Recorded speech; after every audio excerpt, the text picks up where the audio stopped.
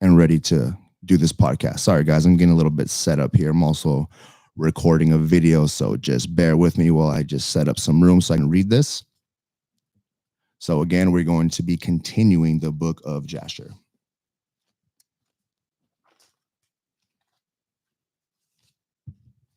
And yes, we did. We ended on chapter 44.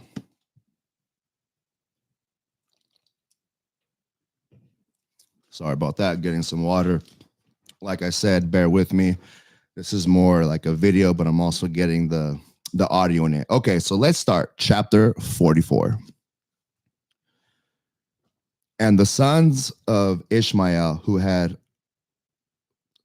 and the sons of Ishmael who had brought Joseph from the Midianites, who had bought him from his brethren, went to Egypt with Joseph, and they came upon the borders of Egypt.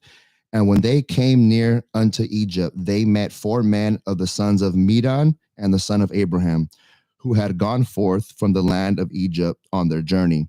And the Ishmaelites said unto them, do you desire to purchase this slave from us? And they said, deliver him over to us. And they delivered Joseph over to them. And they beheld him that he was a very comely youth, and they purchased him for 20 shekels. And the Ishmaelites continued their journey to Egypt. And the Midian also returned that day to Egypt. And the Midian said to each other, behold, we have heard the Potiphar, an officer of the Pharaoh, captain of the guard, seeketh a good servant who shall stand before him to attend him and to make him overseer over his house and all belonging to him. Now therefore, come, let us sell him to him, for we may desire, if he be able to give unto us that which shall require from him. And these Midianim went and came to the house of Potiphar, and said unto him, we have heard that thou seekest a good servant to attend thee. Behold, we have a servant that will please thee, if thou canst give unto us that which we desire, and we will sell him unto thee. And Potiphar said, bring him before me, and I will see him. And if he please me, I will give unto you that which you may require from him. And the Midian went and bought Joseph and placed him before Potiphar.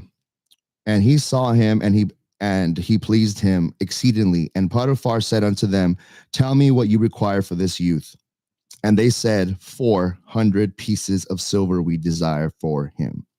And Potiphar said, I will give it you if you bring me the record of this sale to you, and will tell me his history. For perhaps he may be stolen, for this youth is neither a slave nor the son of a slave, but I observe in him the appearance of a goodly and handsome person. So Joseph must have looked different from everybody that was native to the land of Egypt. So whatever the people looked like in Egypt, he looked completely different. So it could have been his height, his skin color, hair color, who knows, but he definitely stood out. And Potiphar heard the words of the Ishmaelites in his giving the silver unto the Midian, and the Midian took the silver and went on their journey, and the Ishmaelites also returned home. And Potiphar took Joseph and brought him to his house, that he might serve him. And Joseph found favor in the sight of Potiphar, and he placed confidence in him, and made him overseer over his house, and all that belonged to him he delivered over into his hand. And the Lord was with Joseph, and he became a prosperous man. And the Lord blessed the house of Potiphar for the sake of Joseph. And Potiphar left all that he had in the hand of Joseph. And Joseph was one that caused things to come in and go out, and everything was regulated by his wish in the house of Potiphar. And Joseph was 18 years old, a youth with beautiful eyes and of comely appearance. And like unto him was not in the whole land of Egypt. So there you go, proving my point. He looked completely different from everyone else. So, I mean, this sounds like to me, just using common sense and what, the people looked like back then, I would say Joseph was lighter in appearance, lighter in skin color and hair, maybe had a blue-green eyes and had blonde or, dirty brown hair, and probably tan, or probably like a tan color, ruddy, maybe even. But let's continue. Let's do that again. Eyes and of comely appearance, and like unto him was not in the whole land of Egypt. At that time, whilst he was in his master's house, going in and out of the house and attending his master, Zilekah, his master's wife, lifted up her eyes toward Joseph, and she looked at him, and behold, he was a youth of comely and well favored. So she got a good look at him, and I guess it got her juices turning, if you know what I mean. All bad, red flag. And she covered and she coveted his beauty in her heart, and her soul was fixed upon Joseph. And she enticed him day after day, and Zilekah persuaded Joseph daily, but Joseph did not lift up his eyes to behold his master's wife. And Zilekah said unto him, how goodly are the appearance and form! Truly I have looked at all the slaves, and have not seen so beautiful a slave as thou art. And Joseph said unto her, surely he who created me in my mother's womb created all mankind. And she said unto him, how beautiful are thine eyes, with which thou hast dazzled all the inhabitants of Egypt, men and women. And he said unto her, how beautiful they are whilst we are alive. But shouldest thou behold them in the grave, surely thou wouldest move away from them. And she said unto him, how beautiful and pleasing are all thy words. Take now, I pray thee, the harp which is in the house, and play with thy hands, and let us hear thy words. And he said unto her, how beautiful and pleasing are my words when I speak the praise of my God and his glory. And she said unto him, how very beautiful is the hair of thy head. Behold, the golden comb which is in the house. Take it, I pray thee, and curl the hair of thy head. And he said unto her, how long wilt thou speak these words? Cease to utter these words to me, and rise and attend thy domestic affairs. And she said unto him, there is no one in my house, and there is nothing to attend to but to thy words and to thy wish. Yet, notwithstanding all this, she could not bring Joseph unto her, neither did he place his eye upon her, but directed his eyes below to the ground. So we have a classic seductress right here. She's trying to get him to basically sleep with her, and he's like, no, it's like he's basically shutting her down, and she's trying to get at him. And I don't know if she knows that he could die and get in trouble and go to prison for this. I don't know if she knows this yet, but if she does and she's doing this on purpose, it's pretty messed up. And also, that would be cheating on her husband, right? So it's pretty crazy. Hold on, my phone's ringing here. Let me just get this out of here. All right, sorry, I had to get that message out. So, story's getting a little bit interesting now. It's starting to turn into a little drama. So let's get back to where we were. So we ended with she was, hitting on him, and he directed his eyes down and never really looked at her or gave her any kind of reason for her to keep doing it. She just kept pretty much flirting with him. And Zilekah desired Joseph in her heart that he should lie with her. And at that time that Joseph was sitting in the house doing his work, Zilekah came and sat before him, and she enticed him daily with her discourse to lie with her or ever to look at her. But Joseph would not hearken to her. That right there, my friend, is a man with strong will. And she said unto him, if thou wilt not do according to my words, I will chastise thee with the punishment of death, and put an iron yoke upon thee. Wow. Pretty crazy that she would go through that. And Joseph said unto her, surely God who created man looseth the fetters of prisoners, and it is he who would deliver me from thy prison and from thy judgment. And when she could not prevail over him to persuade him, and her soul being still fixed upon him, her desire threw her into a grievous sickness. And all the women of Egypt came to visit her, and they said unto her, why art thou in this declining state? Thou that lackest nothing, surely thy husband is a great and esteemed prince in the sight of the king. Shouldest thou lack anything of what thy heart desireth? Basically, they're saying, girl, you are rich. You have everything you can ever want. You have a great husband. What are you complaining about? What is it? Little do they know she's over here butthurt because this beautiful, handsome young man doesn't want to sleep with her, and she's being a big baby about it. Move on. You know what I mean? So back to where I was. So getting back to the end where she said, the people are saying, should thou lack anything of what thy heart desireth? And Zilkah answered them, saying, this day it shall be made known to you, whence this disorder springs in which you see me. And she commanded her maid servants to prepare food for. Let me get the book. Hold on. Prepare food for all the women, and she made a banquet for them. And all the women ate in the house of Zilkah. And she gave them knives to peel the citrons to eat them, and she commanded that they should dress Joseph in costly garments, and that he should appear before them. And Joseph came before their eyes, and all the women looked at Joseph and could not take their eyes off from him. And they all cut their hands with the knives that they had in their hands, and all the citrons that were in their hands were filled with blood. It's a little weird.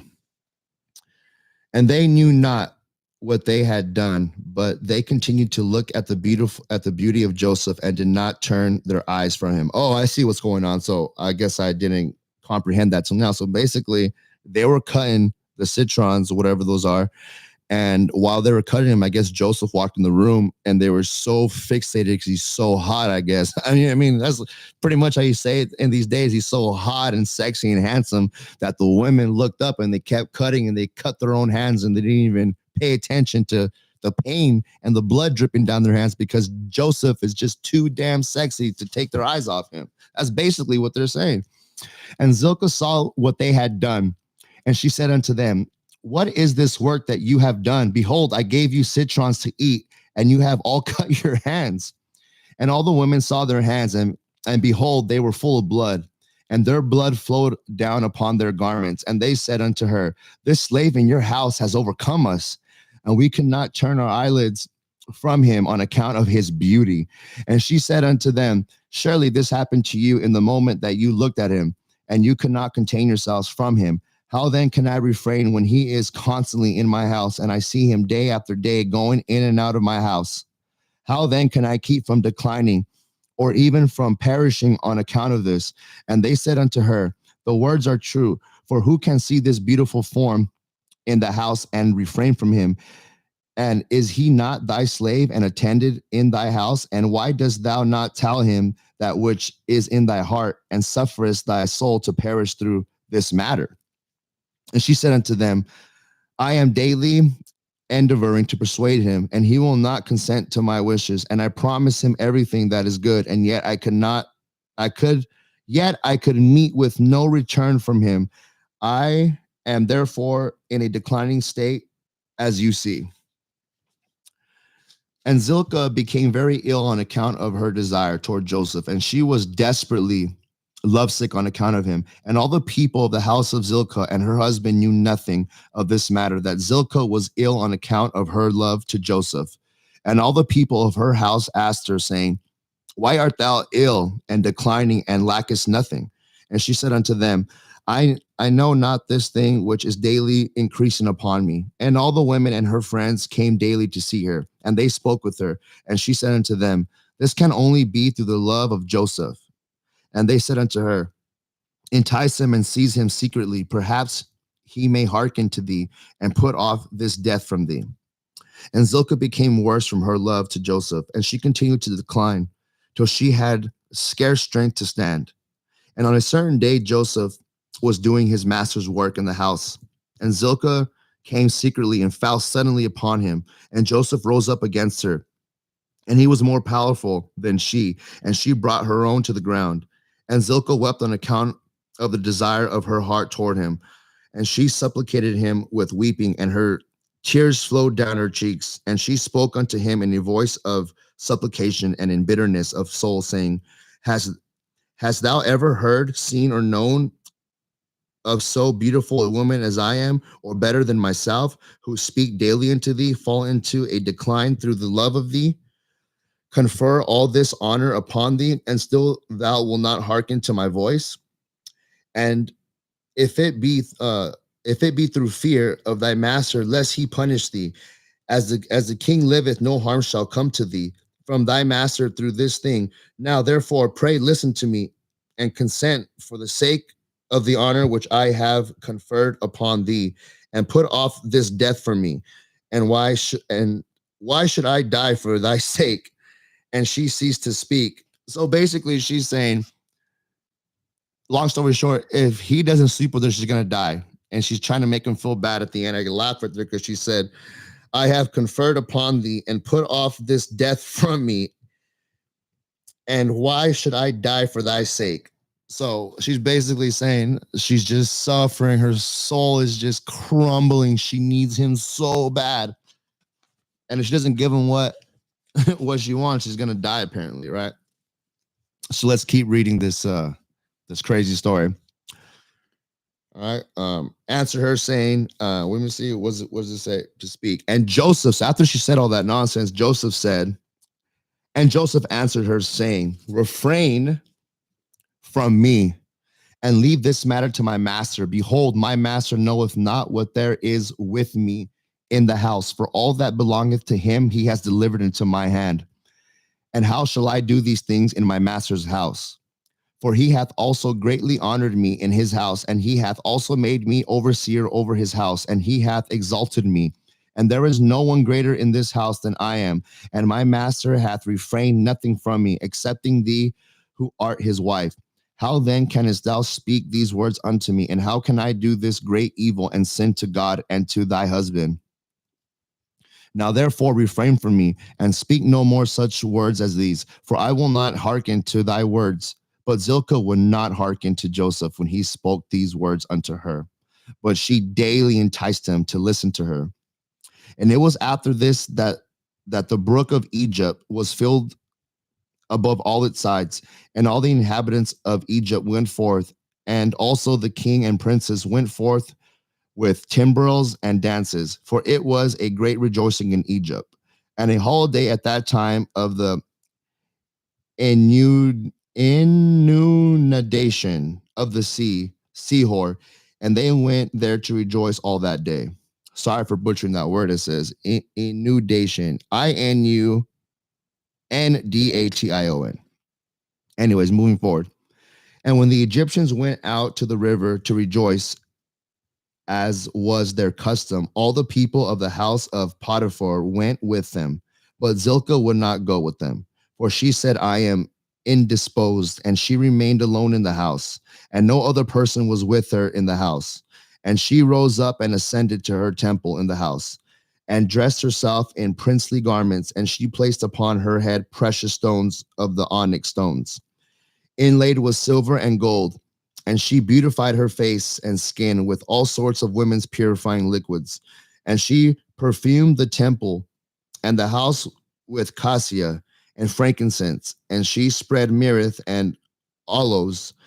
And she afterwards sat in the entrance of the temple in the passage of the house, through which Joseph passed to do his work. And behold, Joseph came from the field and entered the house to do his master's work. And he came to the place through which he had to pass.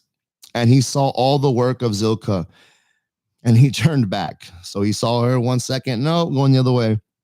And Zilkah saw Joseph turning back from her.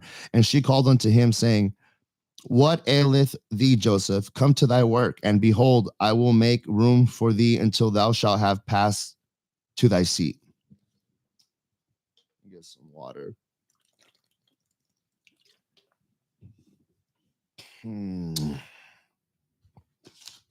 Let me see. Where was I at? Oh, man. I think I lost my place. Now refrain from me when I hearken to Joseph. Where the heck was I at? I'm sorry, guys. I lost my place, man. Oh, okay. Here we go.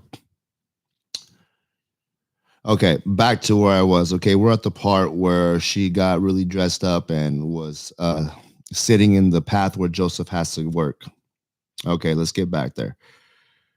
Had to pass, and he saw all the work of Zilkah, and he turned back. And Zilkah saw Joseph turning back from her, and she called out to him, saying, what aileth thee, Joseph? Come to thy work, and behold, I will make room for thee until thou shalt have passed to thy seat. And Joseph returned and came to the house and passed from thence to the place of his seat. And he sat down to do his master's work as usual. And behold, Zilkah came to him and stood before him in princely garments. And she sent from her clothes was spread to a distance. And she hastened and caught hold of Joseph and his garments. And she said unto him, As the king liveth, if thou wilt not perform my request, thou shalt die this day. And she hastened and stretched forth her other hand and drew a sword from beneath her garments.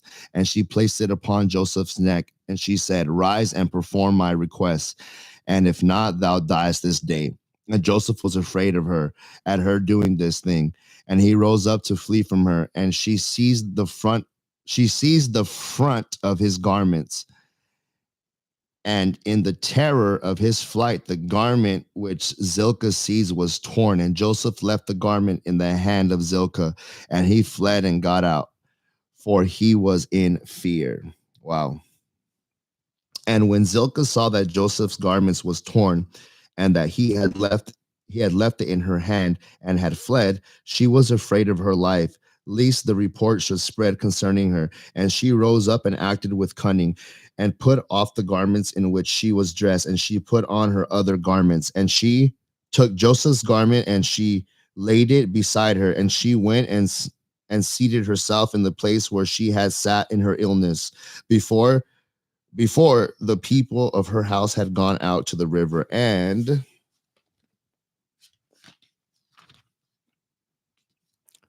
she called a young lad who was then in the house, and she ordered him to call the people of the house to her.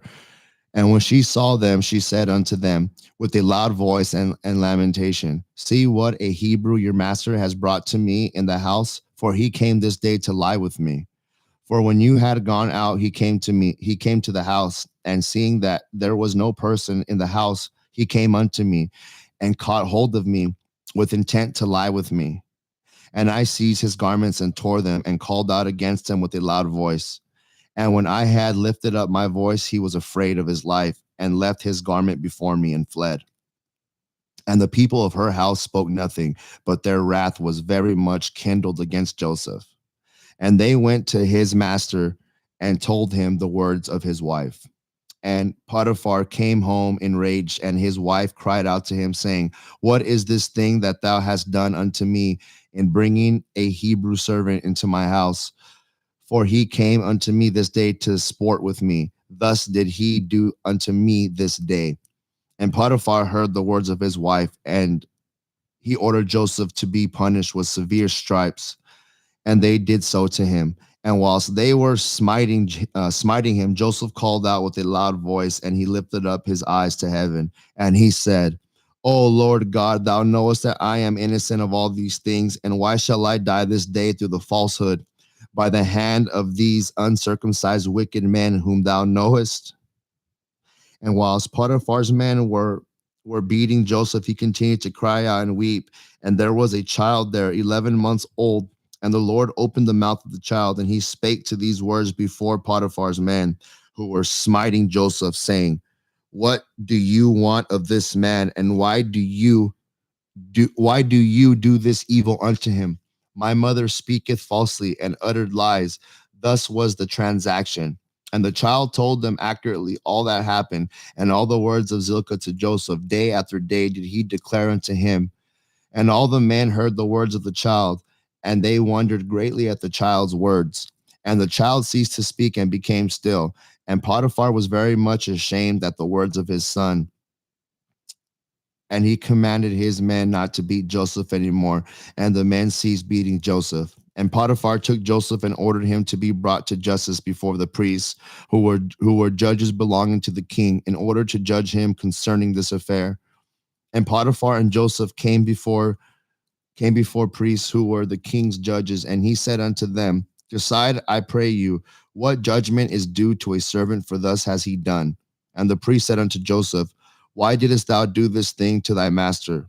And Joseph answered them, saying, Not so, my lords, thus was the matter. And Potiphar said unto Joseph, Surely I entrusted in thy hands all that belonged to me, and I withheld nothing from thee but my wife. And how couldst thou do this evil? And Joseph answered, saying, Not so, my lord, as the Lord liveth, and as thy soul liveth, my lord, the word which thou didst hear from thy wife is untrue. For thus was the affair this day, and a year has elapsed to me since I have been in thy house. Hast thou seen any iniquity in me, or anything which might cause thee to demand my life? And the priest said unto Potiphar, Send, we pray thee, and let them bring before us Joseph's torn garment, and let us see the tear in it. And if it shall be that the tear is in the front of the garment, then his face must have been opposite to her, and she must have caught hold of him to come to her. And with deceit did thy wife do all that she had spoken. And they brought Joseph's garment before, sorry, changing the page. They brought Joseph's garment before the priests who were judges, and they saw, and behold, the tear was in the front of Joseph. And all the judging priests knew she had pressed him, and they said, The judgment of death is not due to this slave, for he has done nothing. But his judgment is that he be placed in the prison house on account of the report, which through him has gone forth against thy wife. And Potiphar heard their words, and he placed him in the prison house, the place where the king's prisoners are confined. And Joseph was in the house of the confinement 12 years. Wow. 12. 12 years. Ladies and gentlemen, 12 years for doing absolutely nothing. Sounds like it's still happening today. I mean, nowadays, the guy goes to jail no matter what. If an argument breaks out, the girl could tell the cop that, he cut me, shot me, beat me halfway to death, and there'll be no evidence of it, and they'll still take the guy to jail. I guess this was happening too. Poor Joseph. 12 years. Just think about that. 12 years in prison because you didn't want to sleep with some woman. And she wanted to sleep with you so bad that she got you in trouble for doing nothing. Jesus Christ, that makes me mad. Excuse my language. Forgive me, Lord, for talking that way, but that's just insanity. But let's move forward, okay? So let's go back to where we were. I'm just shocked. The priests who were judges, and they saw, and behold, the tear was in front. Joseph, all the judging priests knew that she pressed him. Okay, we read that part. Okay, let's get to the part. And Joseph was in the house of confinement 12 years, right? And notwithstanding this, his master's wife did not turn from him, and she did not cease from speaking to him day after day to hearken to her. And at the end of 3 months, Zilkah continued going to Joseph to the house of confinement day by day. And she enticed him to hearken to her. And Zilkah said unto Joseph, How long wilt thou remain in this house? But hearken now to my voice, and I will bring thee out of this house. And Joseph answered her, saying, It is better for me to remain in this house than to hearken to thy words, to sin against God. And she said unto him, If thou wilt not perform my wish, I will pluck out thine eyes, add fetters to thy feet, and will deliver thee into the hands of them whom thou didst not know before. Damn, this girl is evil. This girl really, really wants to have sex with Joseph. My goodness. Now she wants to take his eyes out and kill the poor guy. Jeez. Man, all right, let's get to this. Is getting interesting. I will pluck thine eyes, add fetters to thy feet, and will deliver thee into the hands of them whom thou didst not know before. And Joseph answered her and said, Behold, the God of the whole earth is able to deliver me from all that thou canst do unto me. For he openeth the eyes of the blind, and looseth those that are bound, and preserveth all strangers who are unacquainted with the land. And when Zilkah was unable to persuade Joseph to hearken to her, she left off going to entice him. And Joseph was still confined in the house of confinement. And Jacob, the father of Joseph, and all his brethren who were in the land of Canaan still mourned and wept in those days on account of Joseph. For Jacob refused to be comforted for his son Joseph. And Jacob cried aloud and wept and mourned all those days. Wow. Crazy story. All right, let's read one more. Wow, chapter. Dude, that was one whole chapter what I read. So chapter 44. Hold on. Man, chapter 44 was like 10 pages. Let me see. 175. Yeah, 1, 2, 3, 4, 5, 6. All right. Let's that was chapter 44. Let's read chapter 45. All right. And it was at that time in that year, which is the year of Joseph's going down to Egypt, after his brother had sold him, that Reuben, the son of Jacob, went to Timnah and took unto him for a wife Eluram, and the daughter of Avi the Canaanite, and he came to her. All right, we're starting to get into what they were doing. Hold on, bear with me, having some computer issues. It's always the devil trying to mess with my broadcast. Okay. And Eluram, the wife of Reuben, conceived and bare him Hanok, Palu, Chetzron. That's a really off name. Chetzron and Carmi, 4 sons, and Simon, his brother, took his sister Dinah for a wife, and she bare unto him Memuel, Yamin, Oda, Jachin, and Zokar, 5 sons. And he afterward came to Bunah, the Canaanitish woman. The same is Bunah, whom Simon took captive from the city of Shechem. And Bunah was before Dinah and attended upon her. And Simon came to her, and she bare unto him Saul. And Judah, hold on, let me see. And Judah went at that time to Adullam, and he came to a man of Adullam, and his name was Hira. And Judah saw there the daughter of a man from Canaan, and her name was Eliath, the daughter of Shua. And he took her and came to her. And Eliath bare unto Judah Onan, and Shiloh, 3 sons. And Levi and Issachar went to the land of East, and they took unto themselves for wives the daughters of Jobab, the son of Yoktan, and the son of Eber. And Jobab, the son of Yoktan, had 2 daughters. The name of the elder was Adina, and the name of the younger was Arita. And Levi took Adina, and Issachar took Arita, and they came to the land of Canaan to their father's house. And Adina bare unto Levi Gershon, Kehath, and Merari, 3 sons. And Arita bare unto Issachar Tola, Puva, Job, and Shamron, 4 sons. And Dan went to the land of Moab and took for a wife Aphalalith, the daughter of Chamudan, the Moabite, and he brought to her to the land of Canaan. And Aphaleth was barren; she had no offspring. And God afterward remembered Abimelech, the wife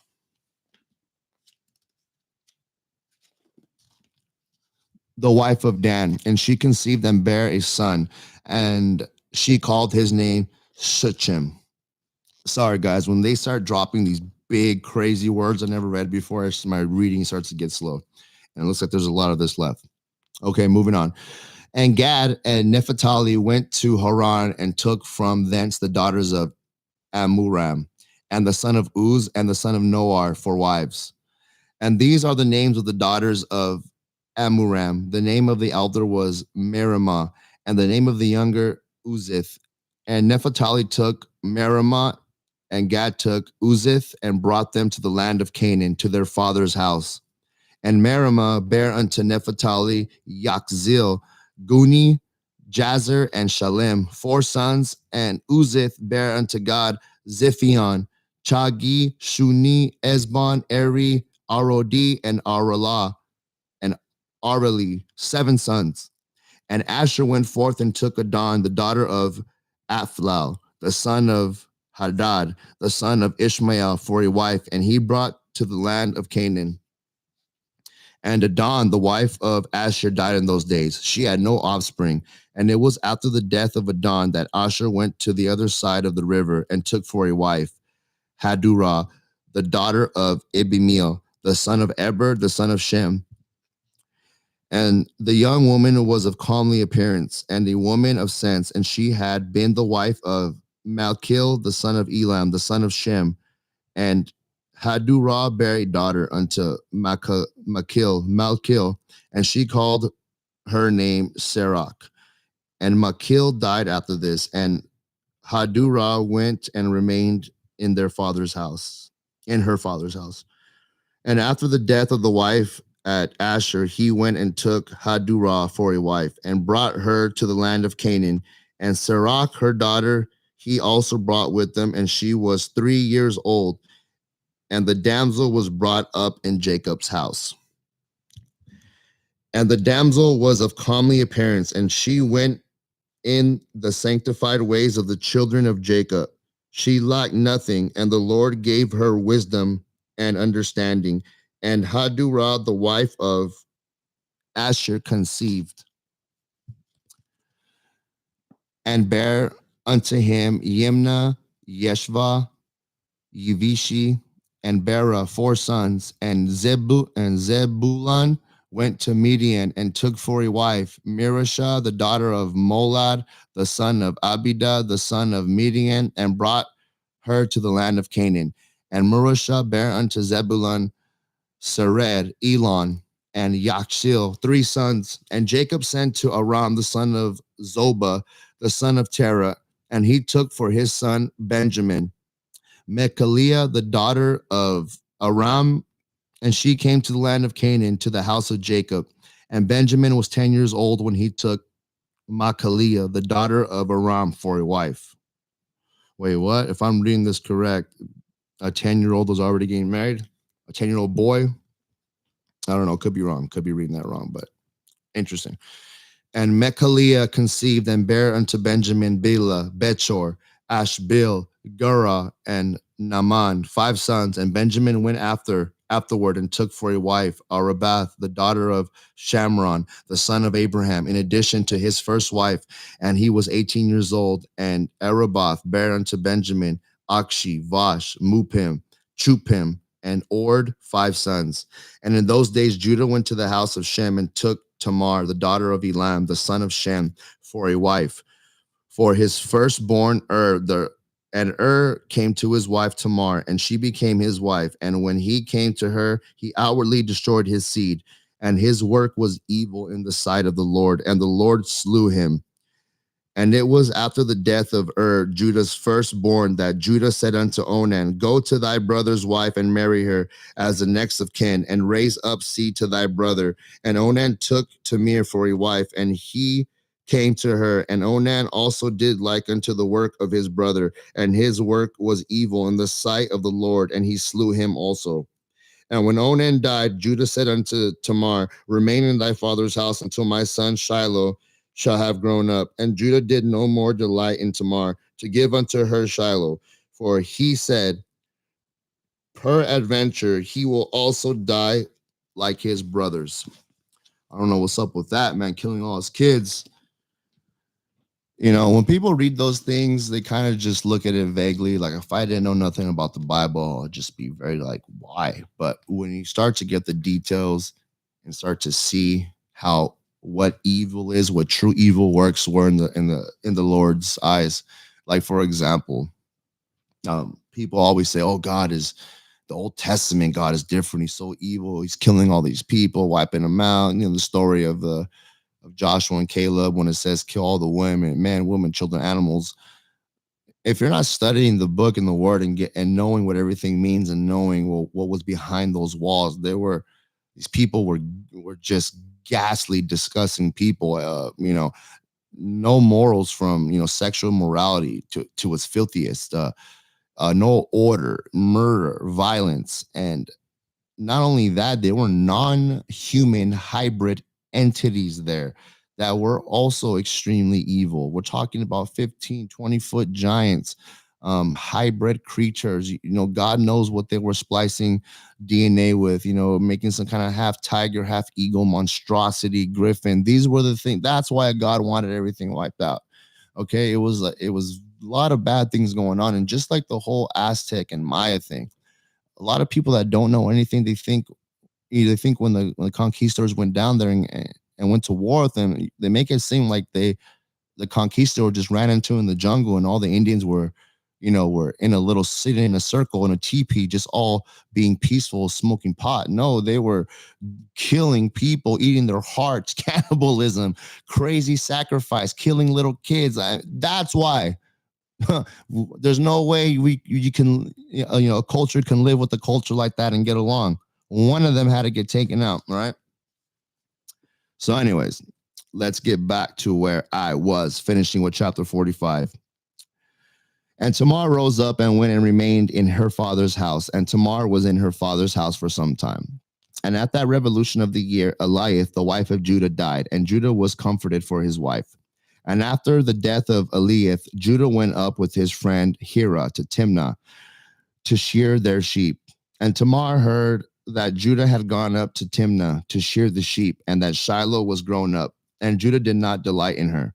And Tamar rose up and put off the garments of her widowhood, and she put a veil upon her, and she entirely covered herself, and she went and sat in the public thoroughfare, which is upon the road to Timnah. And Judah passed and saw her, and took her, and he became to her, and she conceived by him. And at that time of being delivered, behold, there was twins in her womb. And he called the name of the first Perez, and the name of the second Zara. So if I'm reading this correctly, tomorrow's up. If I'm reading this correctly, Judah killed all his sons, or most of his sons, and every time. So his first son was married to this girl, Tamar, I believe, if I'm reading this right.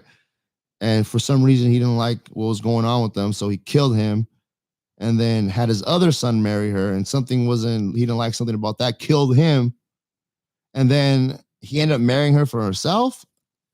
Let me know, guys, if I didn't read that right, or I didn't understand that right. But that's pretty much that's what I think, or what I read. I'm like 80% sure. Crazy stuff. Interesting. So that's chapter 45. Where's 46 at? Let's see how long. Okay, 46 is a very short chapter. I'm going to end that one up, and I'm going to get back to my New Year's. All right, chapter 46. In those days, Joseph was still confined in the prison house in the land of Egypt. At that time, the attendants of Pharaoh were standing before him, the chief of the butlers and the chief of the bakers, which belonged to the king of Egypt. And the butler took wine and placed it before the king to drink, and the baker placed bread before the king to eat. And the king drank of the wine and ate of the bread, he and his servants and ministers that ate at the king's table. And whilst they were eating and drinking, the butler and the baker remained there. And Pharaoh's ministers found many flies in the wine, which the butler had brought, and stones of nitre were found in the baker's bread. And the captain of the guard placed Joseph as an attendant on the Pharaoh's officers, and the Pharaoh's officers were in confinement 1 year. And at the end of the year, they both dreamed dreams in one night in the place of confinement where they were. And in the morning, Joseph came to them to attend upon them as usual. And he saw them, and behold, their countenance were dejected and sad. And Joseph asked them, why are your countenances sad and dejected this day? And they said unto him, we dreamed a dream, and there is no one to interpret it. And Joseph said unto them, relate, I pray you, your dream unto me, and God shall give you an answer of peace as you desire. And the butler related his dream unto Joseph, and he said, I saw in my dream, and behold, a large vine was before me. And upon that vine I saw 3 branches, and the vine speedily blossomed and reached a great height, and in clusters were ripened and became grapes. And I took the grapes and pressed them in a cup and placed it in the Pharaoh's hand, and he drank. And Joseph said unto him, the 3 branches that were upon the vine are 3 days. Yet within 3 days the king will order thee to be brought out, and he will restore thee to thy office. and thou shalt give the king his wine to drink, as at first when thou wast his butler. But let me find favor in thy sight, that thou shalt remember to me, Pharaoh, when it will be well with thee, and do kindness unto me, and get me brought forth from this prison. For I was stolen away from the land of Canaan, and was sold for a slave in this place. And also that which was told thee concerning my master's wife is false. For they placed me in this dungeon for naught. And the butler answered Joseph, saying, if the king deal well with me, as at first, as thou last interpreted to me, I will do all that thou desirest, and get thee brought out of this dungeon. And the baker, seeing that Joseph had accurately interpreted the butler's dream, also approached and related the whole of his dream to Joseph. And he said unto him, in my dream I saw, and behold, 3 white baskets upon my head. And I looked, and behold, there were in the uppermost basket all the manner of baked meats for the Pharaoh. And behold, the birds were eating them from off my head. And Joseph said unto him, the 3 baskets which thou didst see are 3 days. Yet within 3 days Pharaoh will take off thy head, and hang thee upon a tree, and the birds will eat thy flesh from off thee, as thou sawest in thy dream. Wow. I think it would have been better off if he didn't know the answer to his dream. That's pretty intense. I don't know, it's not funny, but geez, man. Not only is he telling him what the dream means, he's letting him know that after you're dead and long gone and you're no longer even feeling anything, your head is going to be removed and birds are still going to be eating you. It's just brutal, right? All right, let's move forward. And the birds will eat thy flesh from off thee, as thou sawest in thy dream. In those days the queen was about to be delivered, and upon that day she bare a son unto the king of Egypt. And they proclaimed that the king had gotten his firstborn son, and all the people of Egypt together with the officers and servants of the Pharaoh rejoiced greatly. And upon the 3rd day of his birth, Pharaoh made a feast for his officers and servants. For the host of the land of Zor and the land of Egypt, and all the people of Egypt and the servants of Pharaoh came to eat and drink with the king at the feast of his son, and to rejoice at the king's rejoicing. And all the officers of the king and his servants were rejoicing at that time for 8 days at the feast. And they made merry with all sorts of musical instruments, with timbrels and with dances in the king's house for 8 days. And the butler to whom Joseph had interpreted his dream forgot Joseph, and he did not mention him to the king as he had promised. For this thing was from the Lord, in order to punish Joseph, because he had trusted in man. And Joseph remained after this in the prison's house 2 years, until he had completed 12 long years, ladies and gentlemen.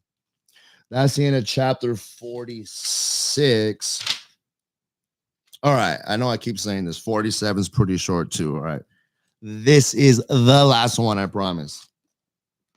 It's getting kind of interesting anyways. You guys should be hyped right now. So let's get going. Chapter 47, short chapter. And Isaac, the son of Abraham, was still living in those days in the land of Canaan. He was very aged, 180 years old. And Esau,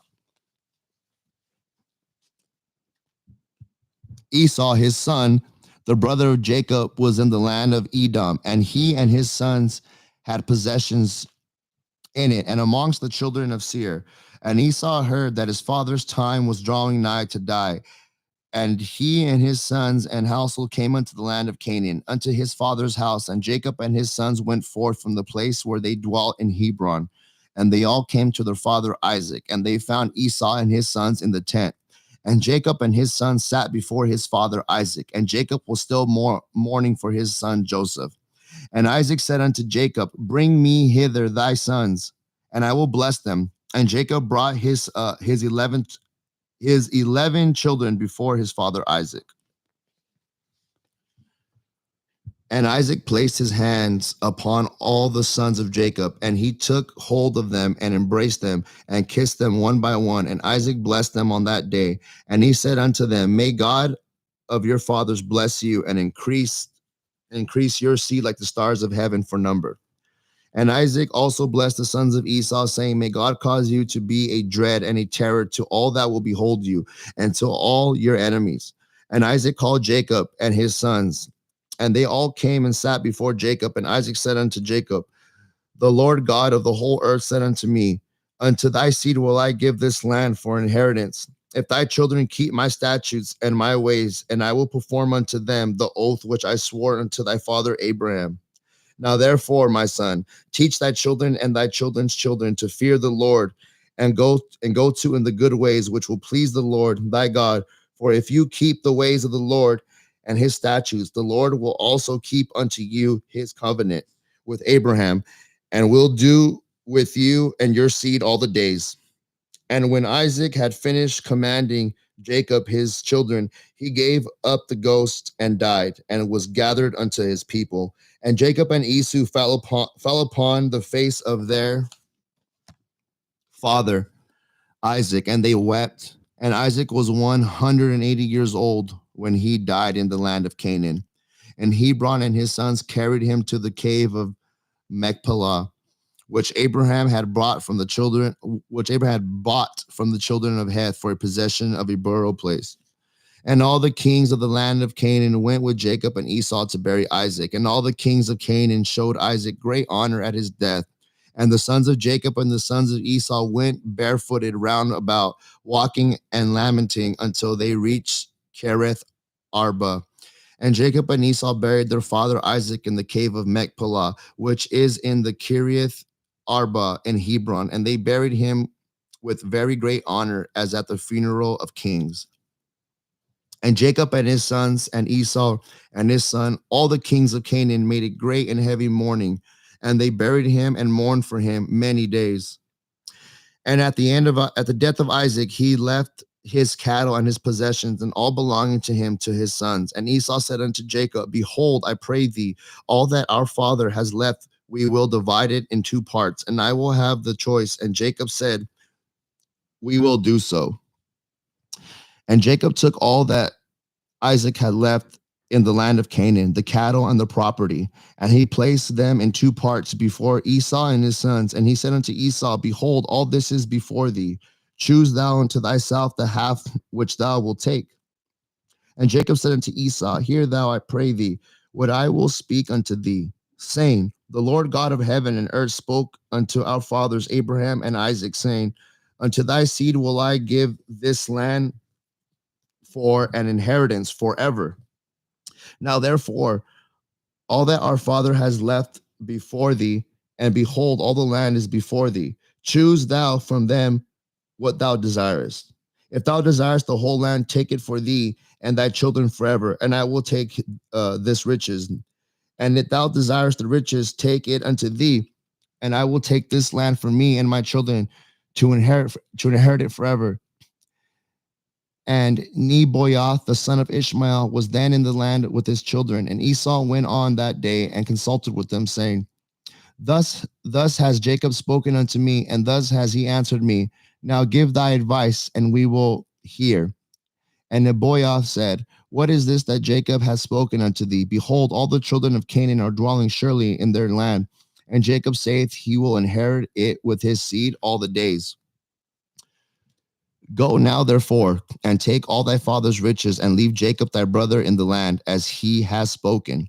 And Esau rose up and returned to Jacob, and did all that Nebaioth the son of Ishmael had advised. And Esau took all the riches that Isaac had left, the souls, the beasts, the cattle, and the property, and all the riches. He gave nothing to his brother Jacob. And Jacob took all the land of Canaan, from the brook of Egypt unto the river Euphrates, and he took it for an everlasting possession, and for his children and for his seed after him forever. Jacob also took from his brother Esau the cave of Machpelah, which is in Hebron, which Abraham had bought from Ephron for a possession of a burial place for him and his seed forever. And Jacob wrote all these things in the book of purchase, and he signed it and testified all this with four faithful witnesses. And these are the words which Jacob wrote in the book, saying, The land of Canaan, and all the cities of the Hittites, and the Hivites, and the Jebusites, and the Amorites, and the Perizzites, and the Gerushites, all the seven nations from the river of Egypt unto the river Euphrates, and the city of Hebron, Kirith Arba, and the cave which is in it. The whole did Jacob buy from his brother Esau for a value, for a possession, and for an inheritance for his seed after him forever. And Jacob took the book of purchase and the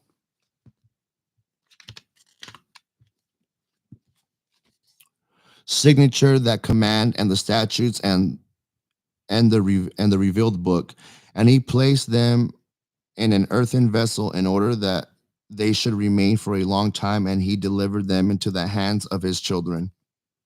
Esau took all that his father had left him after his death from his brother Jacob, and he took the property from man and beast, camel and ass, ox and lamb, silver and gold, stones and bdellium, and all the riches which had belonged to Isaac, the son of Abraham. There was nothing left which Esau did not take unto himself, for all that Isaac had left after his death. And Esau took all this, and he and his children went home to the land of Seir, the Horite, away from his brother Jacob and his children. And Esau had possessions amongst the children of Seir, and Esau returned not to the land of Canaan from that day forward. And the whole land of Canaan became an inheritance to the children of Israel for an everlasting inheritance. And Esau, with all his children, inherited the mountain Seir. All right, guys, that's chapter 48. We're going to put a pause right there. So this was a pretty crazy episode. Yeah, what is episode?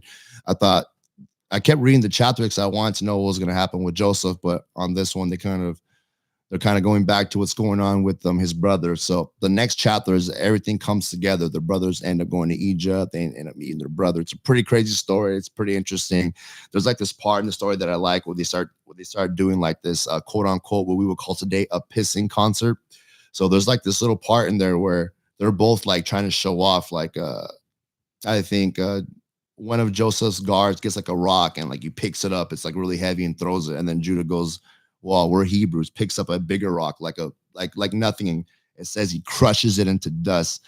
And then this guy picks up a bigger rock. And they just keep doing this, man. And basically Judah is like this supernatural strength beast. Because if you haven't heard the other episodes, it's always Judah is the one that's doing these crazy physical attributes, jumping crazy high, crazy strength.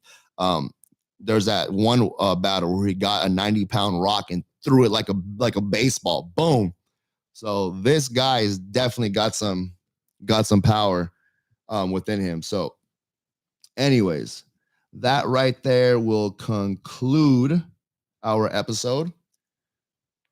Thank you everybody for listening. It's been a crazy year, but I thank you guys all for